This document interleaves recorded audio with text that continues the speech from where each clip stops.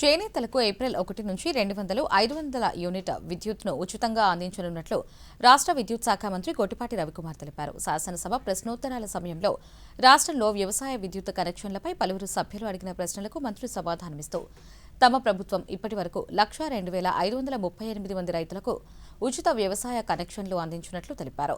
ఇక రాష్ట్రంలో వ్యవసాయ పనులు ప్రారంభమయ్యే నాటికి 46,000 కనెక్షన్లను రైతులకు అందిస్తామన్నారు.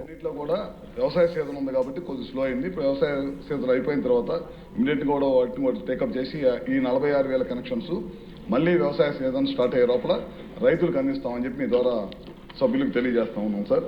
అదే కాకుండా ప్రభుత్వం వ్యవసాయానికే కాకుండా యాక్వా సంబంధించి రిజిస్ట్రేషన్ అయిన వాళ్ళందరికీ కూడా ₹1.5 విద్యుత్ ఇవ్వాలనేది ఈ ప్రభుత్వం నిర్ణయించింది. అదేవిధంగా కాకుండా ఈ సంవత్సరం ఏప్రిల్ నుంచి వీవర్స్కి 200, 500 యూనిట్లు ఉచితంగా ఇవ్వాలి, అట్లనే సెలూన్స్కి కూడా ఇవ్వాలనే దాన్ని కూడా ఈ ప్రభుత్వం నిర్ణయించింది. ఇవన్నింటిని కూడా ఏప్రిల్ మాసం నుంచి అందరూ కూడా అందుబాటులోకి వచ్చే విధంగా తీసుకొస్తాము. అదే కాకుండా